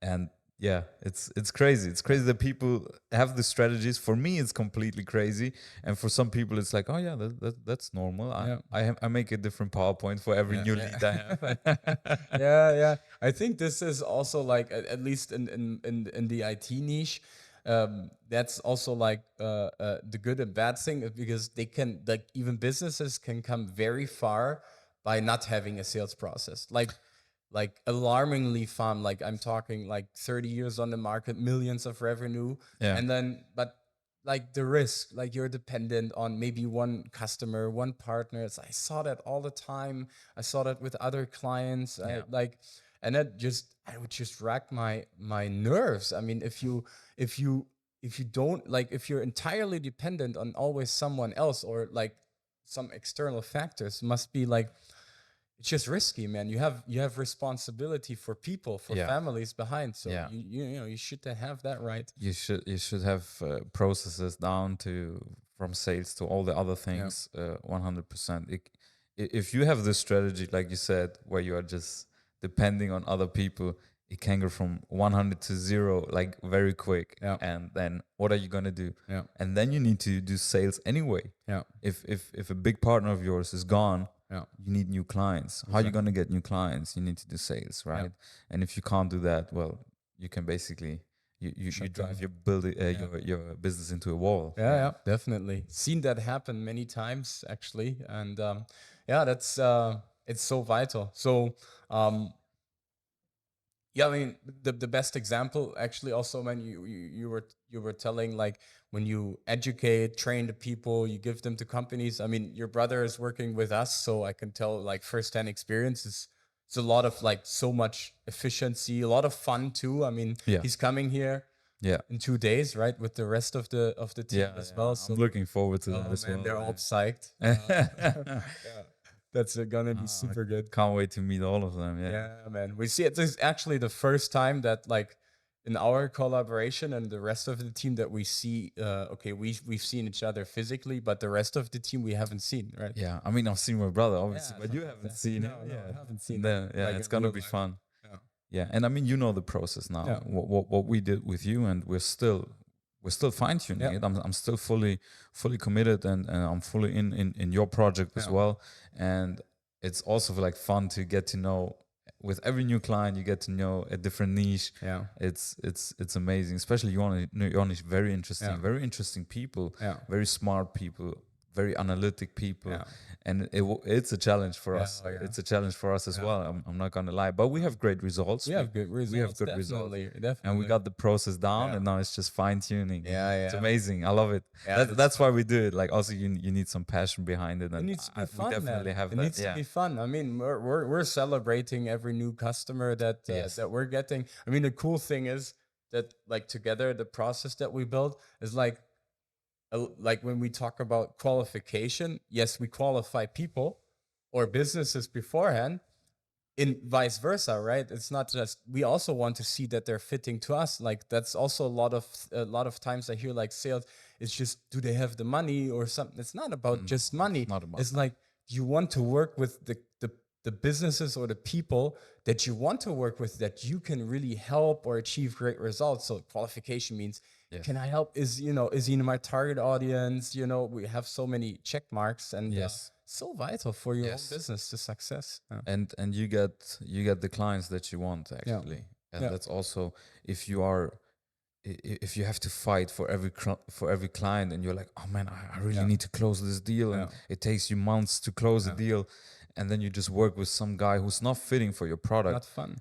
What is that doing for your brand, and what is that doing for you? Because it will leave a bad taste for him, and he'll be like, oh man, maybe this is a good product, but it's not for me. Like, why did they push so hard to close this deal? You don't get good results, and that's no fun. Takes the fun away.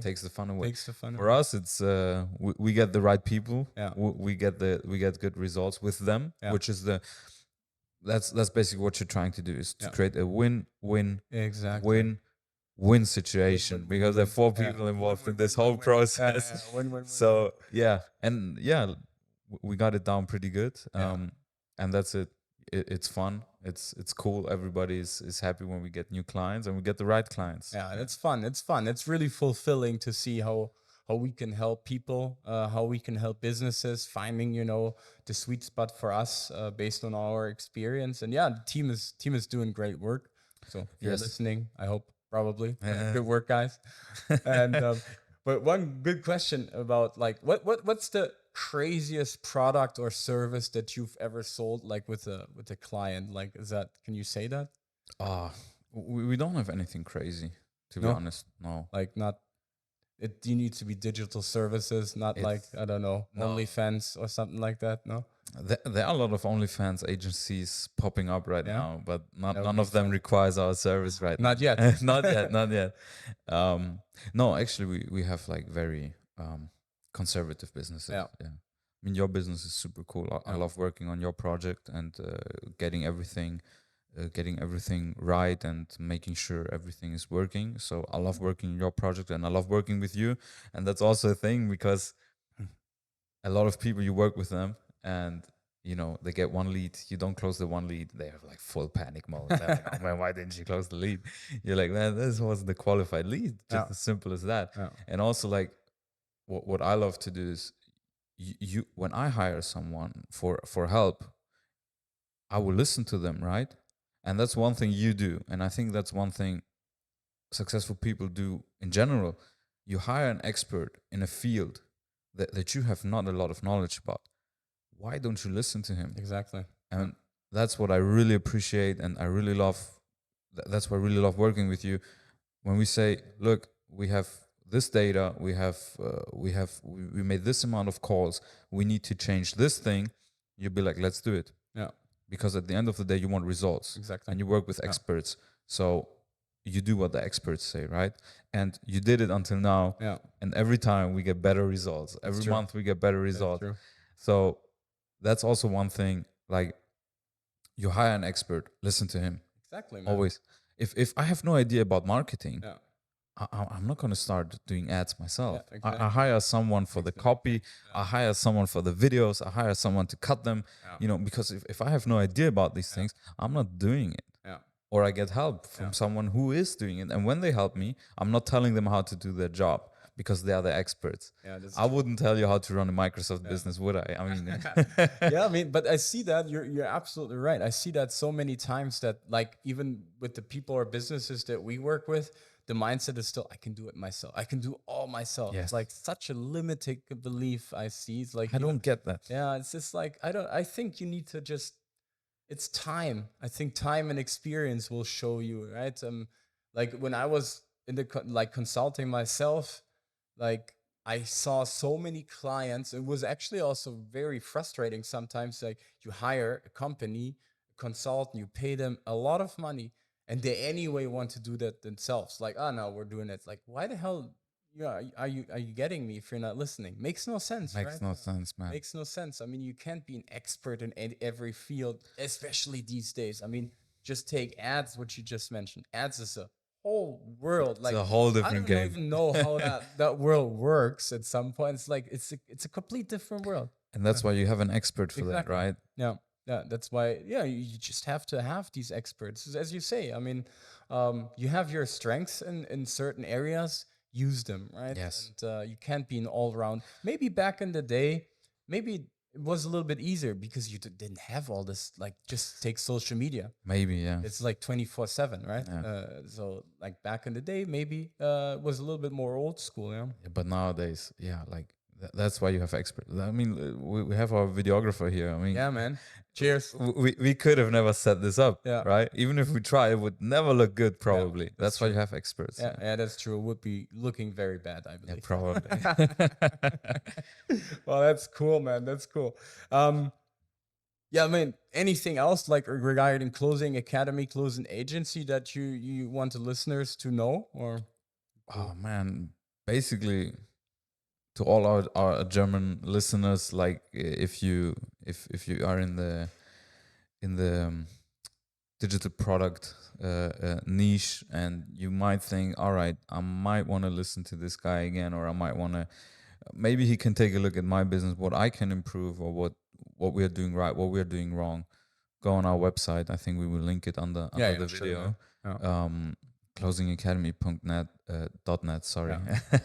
Closingacademy.net. Book yourself a call. I will call you personally, and we take a look at your business. We take a look at your strategies. If we can help, perfect. If not, you hopefully got some insights. Definitely. First-hand recommendation from my side. So yes, that's the best recommendation, I guess. Best recommendation. Selling high tickets for doing high ticket sales for you. Yeah, definitely. Doing that successfully. I think that's proof of concept enough. Absolutely. I mean, I can vouch for it personally from a business and private perspective. So thank you, man. That's why you're here. Really appreciate you, man. That's Thank why you. you're here. So let's,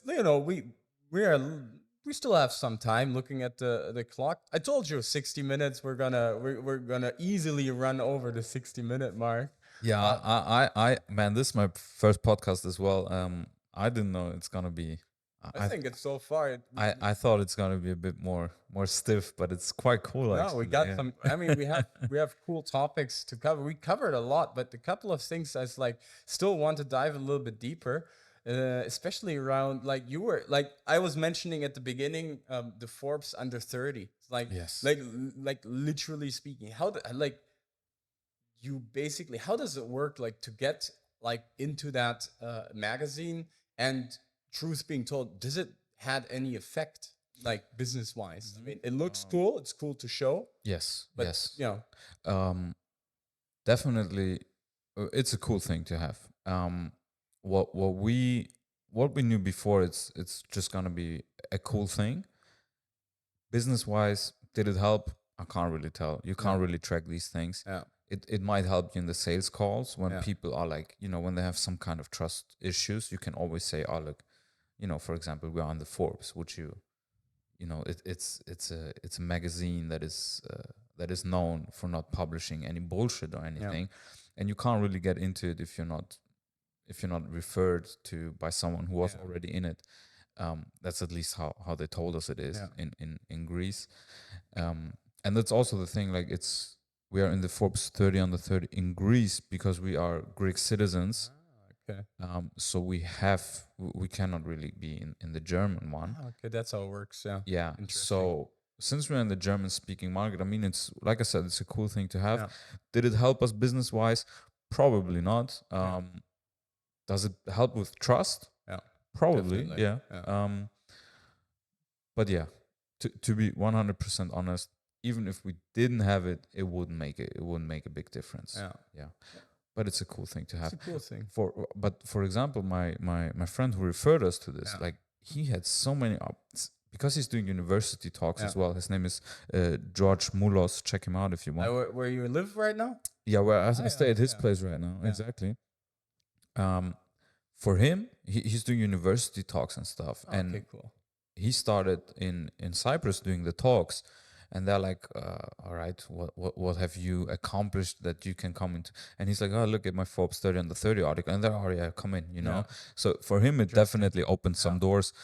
For us, nah. Yeah.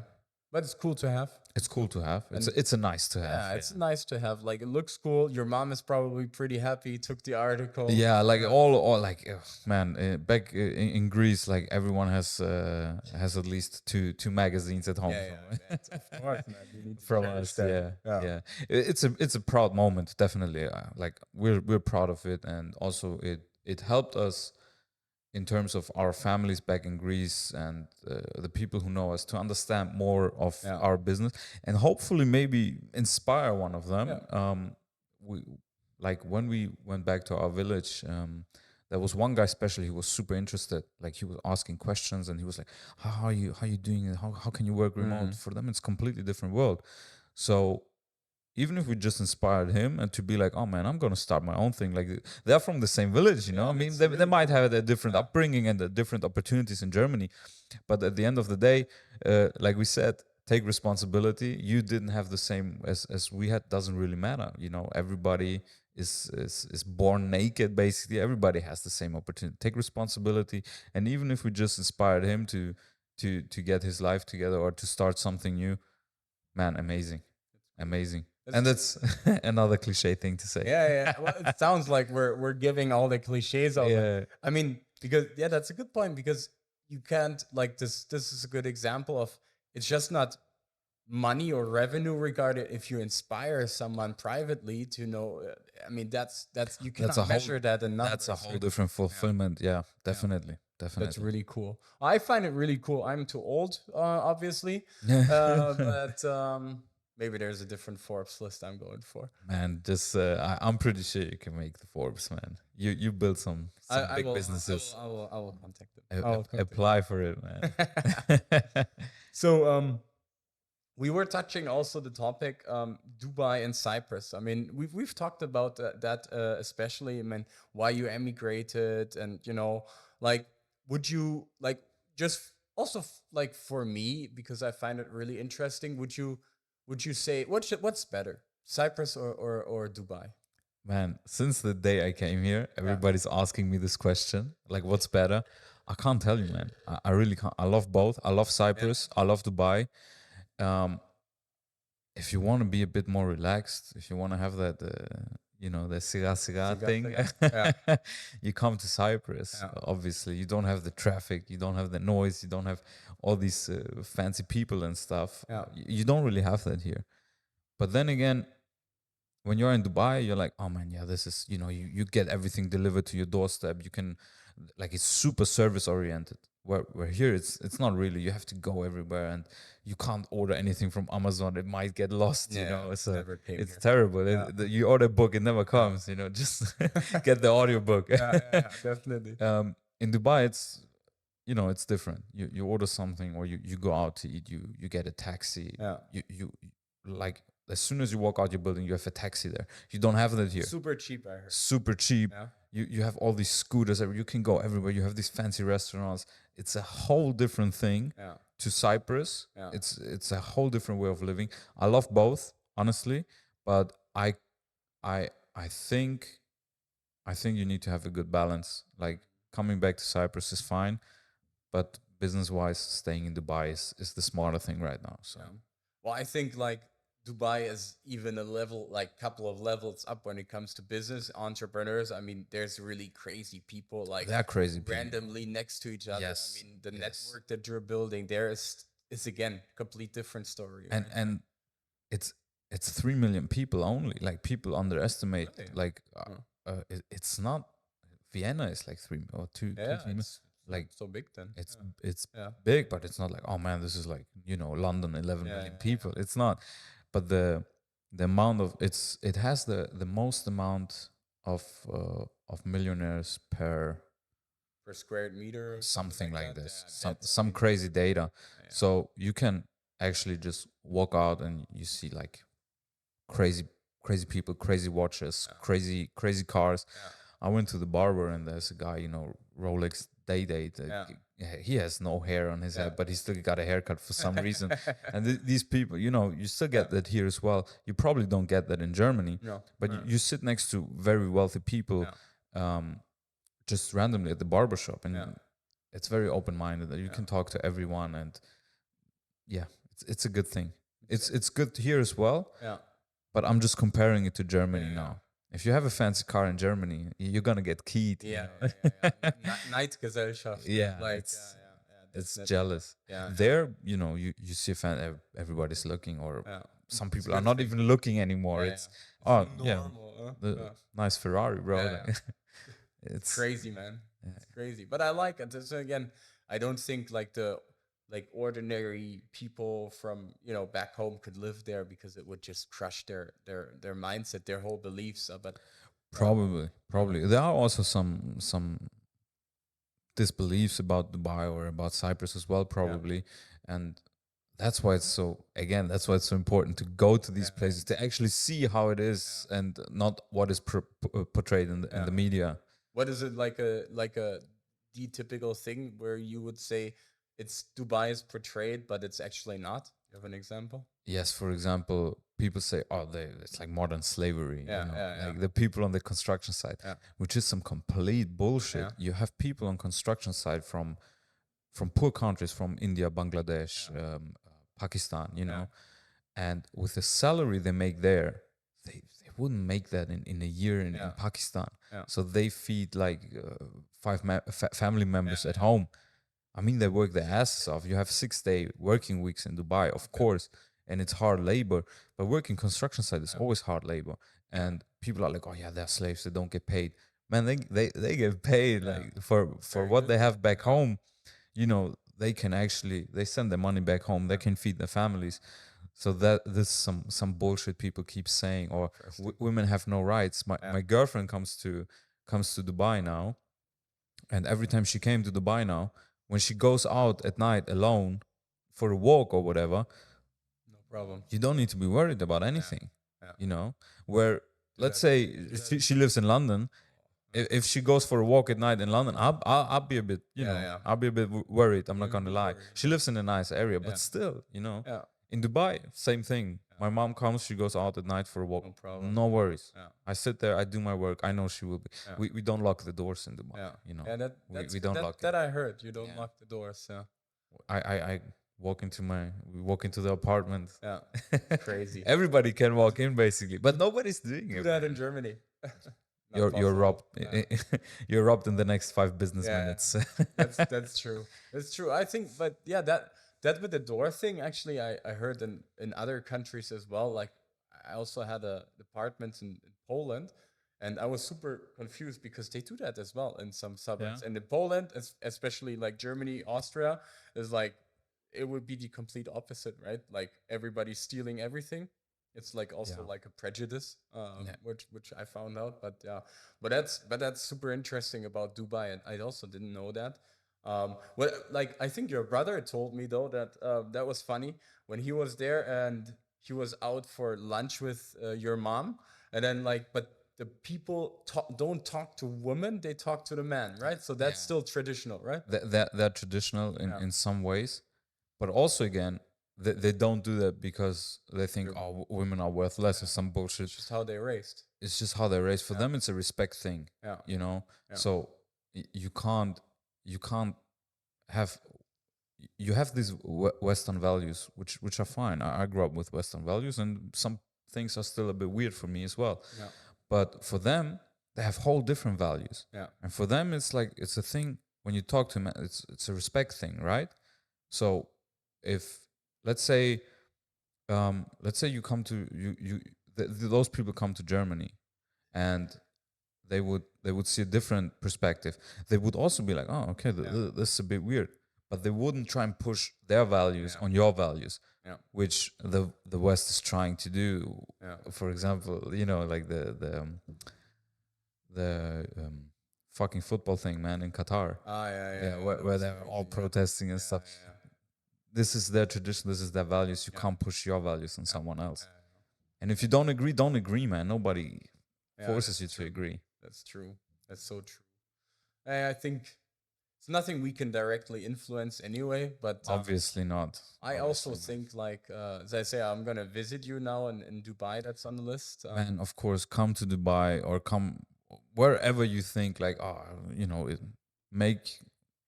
get a picture of it yourself, and then you can think whatever you want, and then you can. Yes, and then you can think whatever you want, and that's completely fine. Everybody should do that. Yeah, definitely. I mean, you just need to make yourself the real picture. It's the same with Cyprus, right? Yes. People have prejudices, like, I don't know, like, I hear sometimes, like, it's a third world country, like, especially from people in Germany, you don't pay tax and everything. I mean, like, I also say, like, have you been here? It's like, I don't think so, because lots of things are literally better than in Germany. I would even say, some things are worse or not so good, but it really depends. I mean, it depends on what you want, right? Honestly, it depends on what you want, and always just get a picture of it yourself. Definitely. It's like going to America and be like, oh man, they're gonna shoot me. Yeah, exactly. I don't maybe in Texas. if you go some private property, they might shoot you. Yeah. But it's again, that's their culture. Exactly. I mean, you know it, right? If you're there, you know it. So I wouldn't do it. Yeah. But I think even yesterday I had a talk about Dubai, and you also told me that, like, compare, and that fact is really cool, that in Dubai you don't have bookkeeping for a business, like no accounting, like you can you don't need to collect receipts and and all that stuff. That's cool. Yeah, the whole I don't think I'm as qualified as some other people to talk about it. But yeah, there are definitely also, like with American LLCs and stuff, you can definitely get rid of the bookkeeping and other things as well. Yeah. And that's pretty cool. I mean, for anybody who doesn't like bookkeeping for his business, I mean, like that's so you basically have the company accounts, and then whatever you spend, you can have you can have a holding in America, for example, and then have your business in Dubai, and because that's one thing in Cyprus that's a bit annoying. Like you need to collect receipts for everything. A lot. You pay with your business card, you collect receipts, right? So that's a bit annoying. And also, like, zero tax is also, like, it's also not 100% Yeah. true, because if you make, again, man, if somebody knows it better, please correct me in the comments. If you make over 100K a year, you pay 9% on that income tax. Yeah. So it's also like, you know, it's a lot less tax than It's what not you would zero. pay, but it's not zero. Yeah. There are some optimizations you can do, obviously, especially like with American companies and stuff. But yeah, if somebody's really interested in that, don't come to me. Go to some expert. There's enough experts. There that are we enough can- that we experts can in that recommend. field. Yeah. I mean, it's also like that's this tax topic. I mean, we've talked about it at the beginning. It's also not like the driver, at least also for me, and I guess you feel the same, is like you don't need to reduce completely to zero. I mean, it's like it's nice to like it's not the motivation, but No. having 60% tax. I mean, Yes. I mean, there are some ridiculous numbers out there, Yeah. like 60% tax, 0% tax. All right, if you can do it, man, go for it. Yeah. But 12.5% tax or whatever you have in Cyprus, Come on. It's I'll fine. pay that glad. Yeah. You know? I mean, you can talk to them. Yesterday I talked to your brother, I think, about that topic. I was like, you can literally negotiate your tax payments with the Cypriot authorities. Like I tried that once with Germany when I sold the companies. It was like to split the payments I was owing the government. They came like over Christmas to Cyprus and put me a letter like in 2 days. Like the taxes, like they would shoot me, I think, rather than talking to me. So like, and if you think about like how much more convenient it is, like it's like that, because a lot of people have the opinion that you're not paying nothing. It's like it's not even true. It's not even true, and even if I'm paying nothing, it's still none of your business. You know, exactly. people- Everybody can do it. people get mad at you when you try and have more of what you built, actually, because that's what it is. Yeah. The government, they do their part, but their part is not 60% tax worth it. Exactly. I mean, that's the point. I mean, it's yours anyways, right? And Yes. if you invested it into your business, for example, I mean, a lot of people forget you're creating jobs. You're creating maybe, better sales for your customers. Then they can create more jobs. So there's a whole life cycle behind it. It's not just like more money, I'll buy some stupid random things. It's like you can definitely. reinvest, and the economy has more from it, right? That's the thing. That's the thing. And I feel like in Germany, it's a bit unternehmerfeindlich, where definitely. when you try and build something that, they try and... You're always a criminal. They try and make it difficult for you for some reason, where in other countries, like, here or the UAE, they're like, oh yeah, come, we'll help you. We have accountants for everything. That's we have true. people we have services for everything. And you're like, yeah, so what's the incentive for me staying in Germany? No, zero.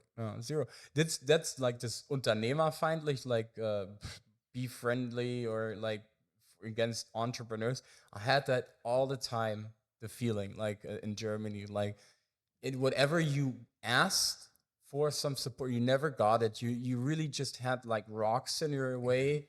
As like the best example I always liked is like when you wanted to have some loans for business or private, which I never really ended up getting, because like you were entrepreneur risk group and everything. And like I always find it so funny because there's a guy sitting there. He's like making like a small percentage of what you're moving, like in your business or and he's like, you're not qualified. Like, what the hell? Man, Like, that's what I was just thinking about. Exactly. You have someone there who's an employee, and you come there and you're like, oh man, I need, I don't know, man. You have a metal workshop. You need a new laser to cut metal. And then they need, can And you you're like- project the next 5 years? No, I can't, man. And you're like, I need $1 million, and they're like, no. No. And a guy who never in his life had a business doesn't know how to, has the power to decide it. How does that work? Man, that's frustrating, bro. That's really frustrating for a lot of entrepreneurs in Germany and in Austria who cannot work remote. I can imagine like that's a pain in the ass having to deal with the officials and stuff. Yeah, that hurts. That hurts. That's really complicating. Yeah, I found. I mean, you know firsthand. So. Yeah, it was like it was frustrating because I really had the feeling, and probably also triggered me leaving at some point. It's like that you're really treated like that you do something wrong. Like back then, we had 50 or more employees only in Germany. It's like I created those workplaces. Now they have families behind that. Like, what's the bad thing about it? So it's frustrating. It's And nothing bad about Yeah. it. It's quite the opposite, actually. yeah, but here you get more appreciation. I have the feeling it's like if you, I don't know, back then, if you want to rent a place in Germany, it's a good example, right? You're completely investigated. Like Yeah. we just moved right to the new villa. Like it's really nice directly at the beach, and we were just joking. Like you just like, can I rent that? Yes. Yeah. That's it. It's like, can you like, here's like the down payment. Cool. Yeah. They don't ask you what you are doing. Like, it's so weird. You can Yeah. rent whatever place, and like, I mean, nothing's. They don't care. You don't need to show them Nothing. what you're making, how long you've been making. No it. passports. Yeah. Like, I literally just pay, and then it's like, cool, man, have fun. And that's so crazy. I mean, in Germany, Yeah. you're so much investigated the whole time. The- Yeah, it's sad. Bureaucratie. Yeah. What's the English word for that? Bureaucracy. I think so. Yeah. It's crazy. Yeah, that's a lot. That's a lot. Yeah, that's a lot. Although one thing that I also experience now in Cyprus, opening up a bank account as a foreigner, It's not easy. Huh? it took me like 3 years Yeah, on the whole. Yeah. And, I mean, it was tough for real. Yeah, we have to be transparent, man. Yeah. Not everything is Yeah. sunshine and flowers for sure, but Yeah. there are pros and cons to Yeah, yeah, everything, definitely. but the pros definitely outweigh the cons. So Yeah, 100%. Yeah. 100%. Well, the last topic I would say, because we are hitting basically the 2 hours already. all right, that's and crazy. that's the most important point. By the way, for everyone who's wondering, somebody found my wallet. No way. Yes, They did? yes, I In did. the car? Yes, apparently it's in the car. I got the phone number. So everyone who started watching the video and already started looking for my wallet, I appreciate you, but we found it. But I'm glad to hear, man. Well, that's cool. Well, we'll pick it up afterwards. Where Yes, is it? I have to call this guy. I got the phone number. He found it. So Yeah, I will call we'll him. pick it up after. That's amazing. Oh man. I mean, and that's also the wrap up, because it's like more like a fun topic, but we have the same passion, right? It's also how we met in Muay Thai, True. Yes. in Thai boxing. So, like, what I was thinking, like, what's interesting, how does business and Muay Thai come together for you? Because I just listened to a different podcast actually, where that person was explaining why he needed to do such extreme experiences while being an entrepreneur. Like, what's your thought on that? Like, is there any connection, or you just do it because you love it? There's no connection to it. Yeah? I was an athlete before I was an entrepreneur. Yeah. So for me, it's going without saying. Yeah. Like there's like sports. Yeah. Sports is a must for me. Yeah. Like I don't know what I would do if I didn't have this this 1.5, 2 hours a day where I can just do sports and Yeah. I don't have to think about anything else. Yeah. I can just work on myself, work on my technique, especially in Muay Thai or kickboxing, and where I can just, I don't think about any sales calls. Yeah. I don't think about any clients. Yeah.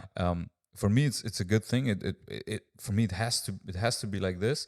But yeah, like I said, it's I never really thought about it until we planned this podcast, and I was like, I don't know how to answer that, to be honest, because it goes without saying for me. Yeah. And you played sports your whole life as well. So how does it go for you?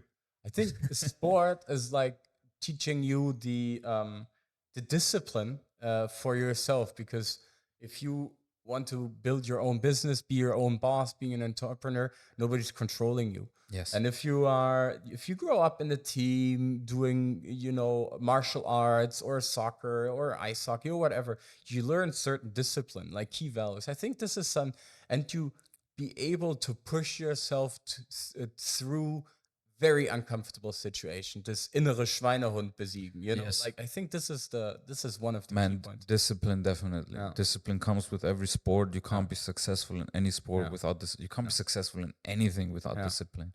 And that's a great thing you said. It teaches you exactly this. Yeah.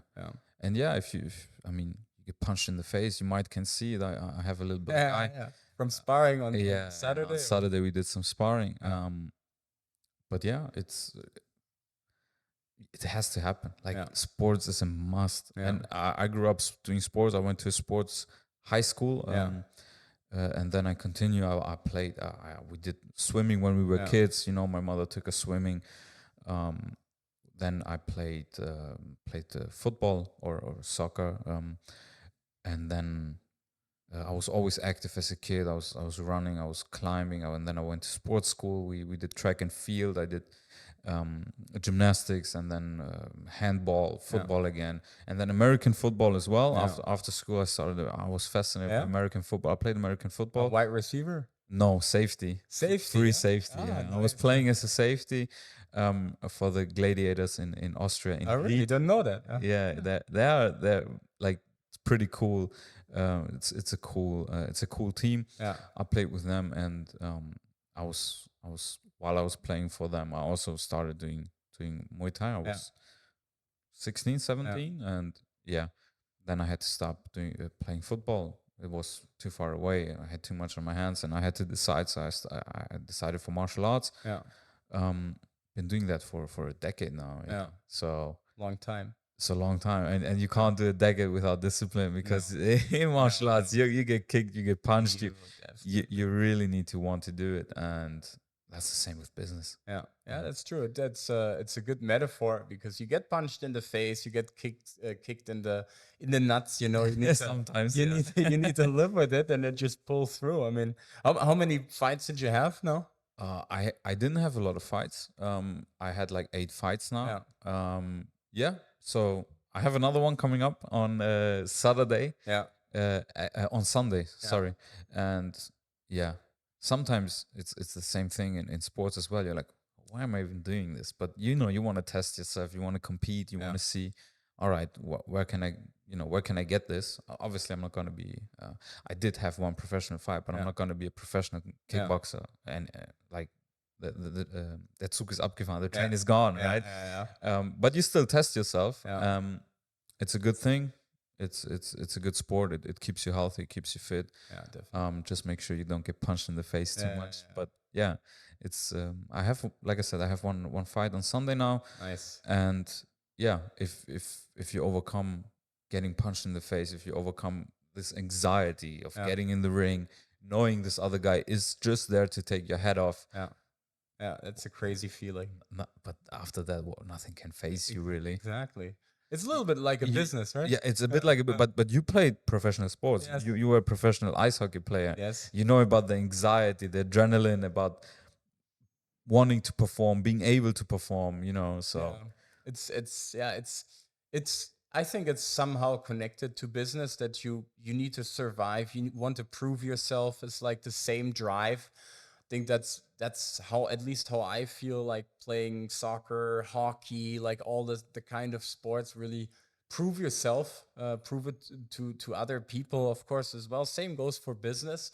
And I think Muay Thai is a really cool example for business, because you're sometimes on your own, because in the ring it's just you, and your business is it doesn't matter how many people. At some point it's you, but you always have a team around you that supports you, and the same goes with Muay Thai. In your corner, your partner is your sparring partner. So everything, I like this.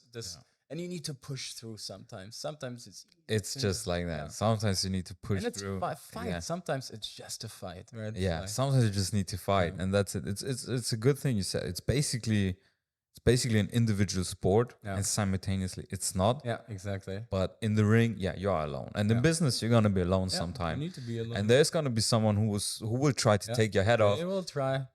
Get your hands up and fight, man. Exactly. It's the only thing you can do. And I mean, from a business perspective and privately, I mean, how cool, how awesome feeling is it, like, to be in the ring, right? Like to step into the ring, shit yourself almost, like, but pretend to be cool. Yeah, everything goes dark. Yeah, and you're like, what am I doing, You're man? not listening to nothing. You're It's just like focusing on one guy ahead such of a you. cool feeling. It's amazing. You had some fights. Yeah, it's fun. You had some.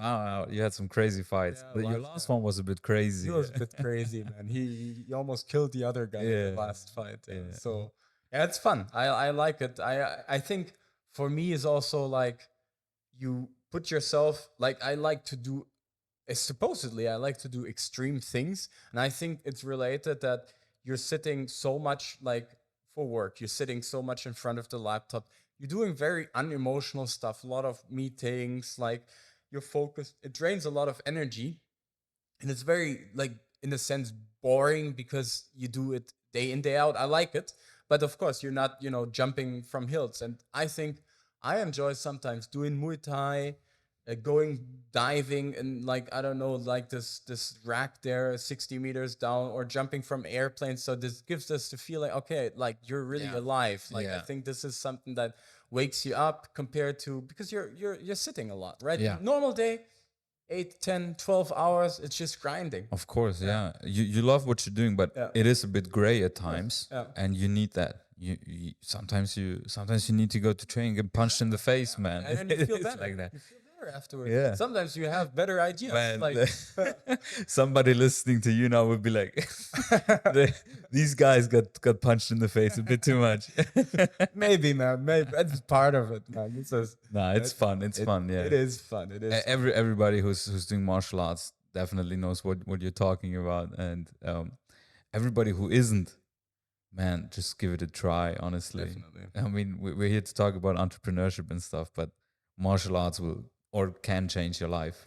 I mean, why do Elon Musk and Mark Zuckerberg want to do an MMA fight? Must be somehow related, right? I mean, except of the marketing. Yeah, look, Mark Zuckerberg, he's training hard. Yeah, he's training. He's actually very well trained. Yeah. I mean, he can fight. He still looks like a robot sometimes, but he has some skills now. He's probably one. Yeah. Yeah, could be, could be, could be. I think Elon Musk still is stronger, but maybe that. I'm not sure. You reckon he would win in a fight? I think he's like 2 meters. Yeah, he's a massive guy. Yeah, I think he's a really big guy. I think he would just. I'm not sure. Look, if Zuckerberg, like, if it's an MMA fight and they do 3 rounds, 5 minutes, and if Zuckerberg can get to the second round, and then I think Elon would be gassed out, and then he could submit him maybe. Yeah. I would probably vote for Zuckerberg if it's a real fight. Yeah. Because I give Elon Musk one round maximum to gas out. Yeah. Because if you have no experience, you just throw everything, and you're dead after 30 seconds. After 30 seconds, you're done. And if he doesn't catch him on the chin, I don't think he can win that fight. I agree. Let's find out. Oh man, hopefully they do. Imagine. Well, man, that's basically it. And we have, I think, over 2 hours, man, in the books. It was super epic, Alex. Man, time flew by, man. It's amazing. I could literally go longer. Yeah. But I think the viewers... I need to find my wallet, man. Let's find your wallet, man. Well, again, really, thank you so much Thanks for the time. Thanks for having me. A lot of fun, honestly. Yeah, it was. Guys, thanks for listening, for viewing. Thanks for everyone participating. Like, for the awesome camera, as usual. Guys, this is the first podcast of my Patrick McGibney Podcast. Alex's first guest. It was a pleasure. If you want to hit Alex up for scaling your sales process, for establishing a sales process in your company, of really, having qualified setters, closers in your company, having really no problems, no headache with any kind of sales, and really have the scalable sales process, you need to hit up Alex with the Closing Academy, Closing Agency. We're going to link him below in the comments. And my highest recommendations, because I work with him, so I can only vouch for him. Thank you. If you guys are sitting here and listening to the podcast thinking, what the hell are these guys talking about? I mean, we've talked about a lot of business stuff. Come again, Patrick McGibney. The McGibney Mentoring and Coaching is, we are focusing on helping other IT experts, especially with focus on SAP and Microsoft, to start and scale their business, as I did with my own businesses in the last 15 years. And helped now dozens of clients to do as well. Go to 6, 7, maybe even 8 figures a year. If you're interested, if you're in an IT consulting niche, hit me up. Then I will tell you how we can help you with your business, with your IT business, especially in the consulting niche. For this is the first podcast. I hope you guys enjoyed it. There's new people, new guests coming on board as well. Stay tuned, and thanks for watching, guys. Sayonara.